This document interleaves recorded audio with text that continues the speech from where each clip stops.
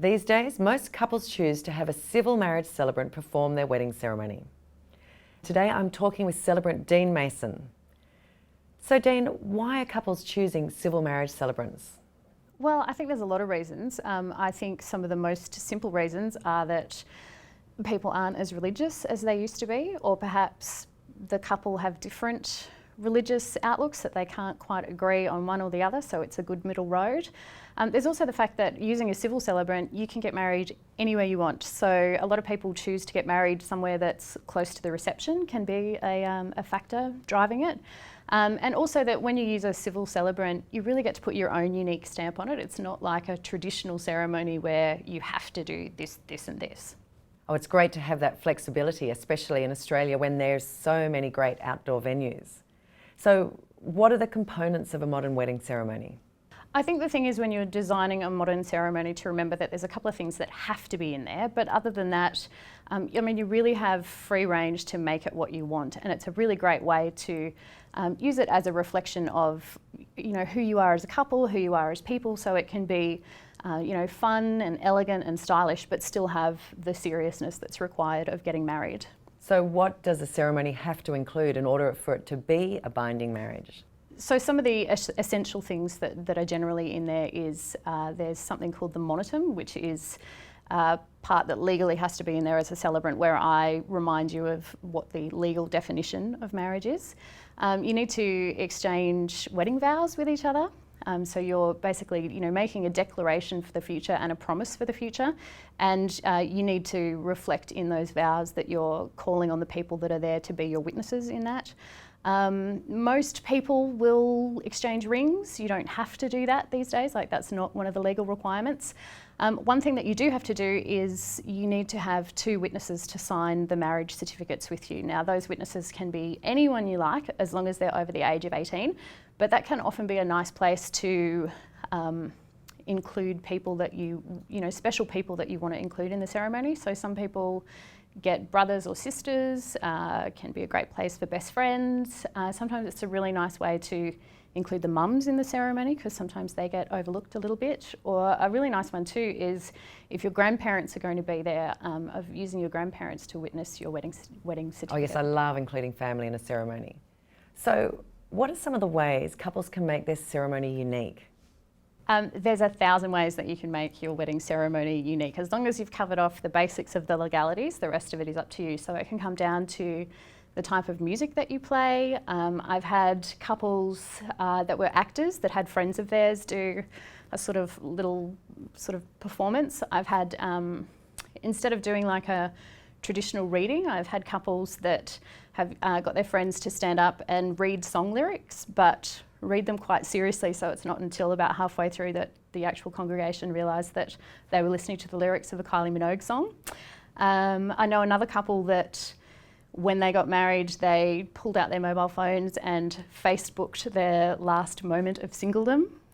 So there's really all kinds of ways, and different ways that you can include special people, like if you have blended families, of working out ways for kids to be in the ceremony. Sometimes I've had younger brothers or children that get involved in the ceremony by helping me out with the very special job of announcing when it's time for the couple to kiss. And a really clever thing that I saw a bride do was when there was a lot of kids at the ceremony was she gave each kid when they arrived a glass of lollies that was all wrapped up with a little note on it saying, please open this at the beginning of the ceremony and thank you for keeping quiet during the ceremony. So she basically just filled them up with lollies so they didn't talk all the way through the ceremony. Personalisation is a big thing these days. So have you got any more ideas on how a bride can make their ceremony quite unique? Again, a lot of it comes down to how you involve other people in the ceremony. So I've had some clients that, with a wedding day, so much of it is planned down to an inch of your life. So sometimes by the time the actual day rolls around, it's nice to have a couple of components where you can just relax and enjoy and have a bit of a surprise. So in the way that I write the ceremony, I'll often interview the couple, the bride and the groom separately, and use their own words in the ceremony, but get them to not tell each other what their answers were, so that on the day they're hearing what their special person thought of them when they met or what their first impression was, but they're hearing it for the first time on the day of the wedding. And I've also had some clients that obviously you could only do this with trusted friends, but they've had friends or nieces and nephews write something special instead of doing a set reading, and then again they hear it for the first time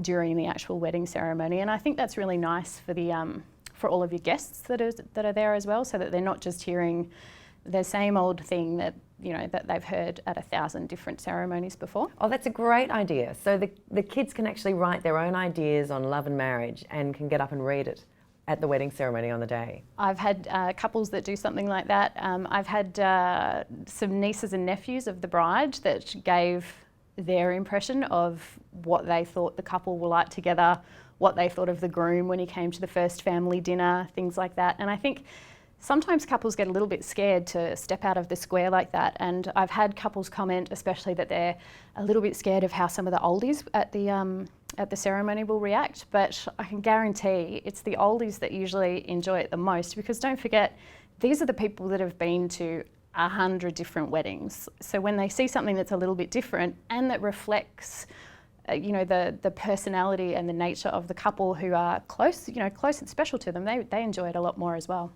Okay, we spoke a little bit about the vows. How have vows been modernised these days? The thing with vows is there's one or two lines that legally have to be in there, and your celebrant will be able to tell you what they are.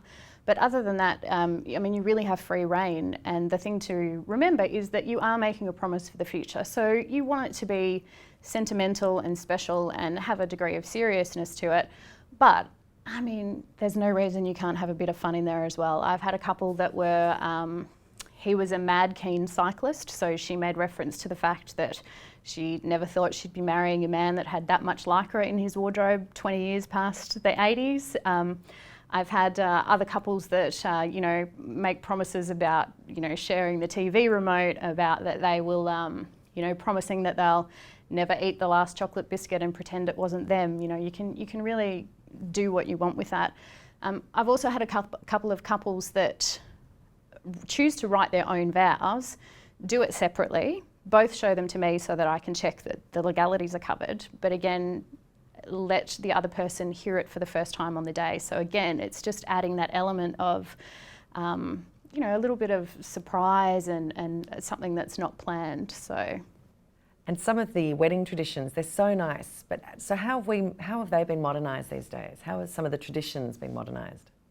There's a number of things that people have modernised. The first one is where people stand. So in a traditional ceremony in a church, you'll have the groom, you'll have the bride, separate sides of the aisle. For most of the ceremony, their back is to their guests. Whereas if you're going to do a modern ceremony not in a church, that's not a tradition that you need to keep. So I'll often have the bride and groom standing next to me, next to each other, so that they can, talk to each other during the ceremony, and so that their guests can see them. It's the biggest day of their life.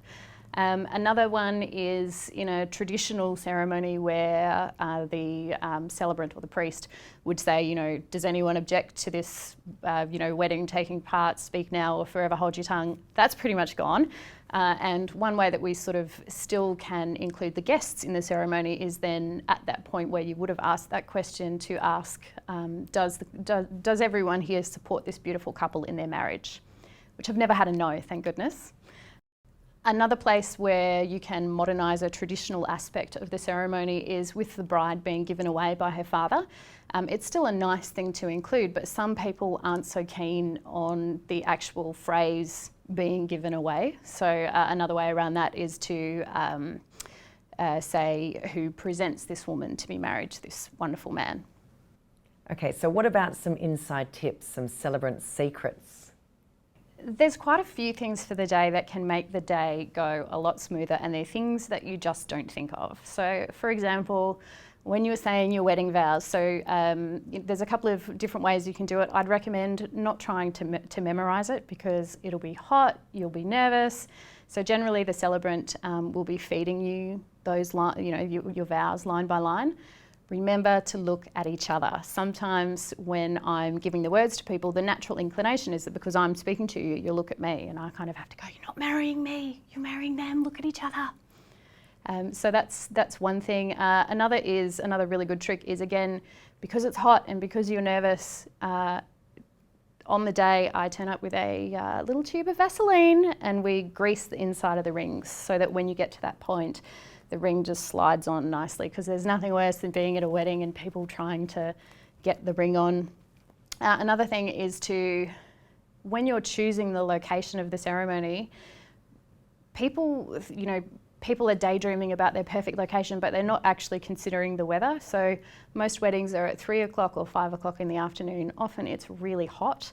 So I always try and bring a little bottle of water for the groom, because often he's nervous and his mouth is dry, and just so he can have a couple of sips of water before the ceremony starts. And to consider your guests as well, because there's nothing worse as a guest, especially as a woman, when you get all frocked up, beautiful makeup, beautiful hair, and then you're standing there sweating like nothing on earth right before a ceremony.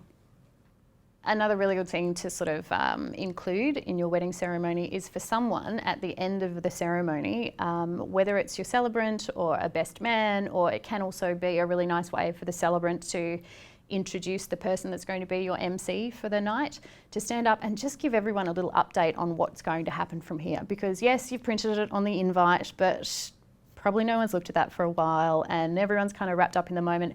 It's nice just to fill people in on, is there going to be drinks over here? Do you want everyone to stay around for a photo? What time do people need to be back at a certain spot to kick off, the big celebration? So it's really nice to have someone give the crowd an update.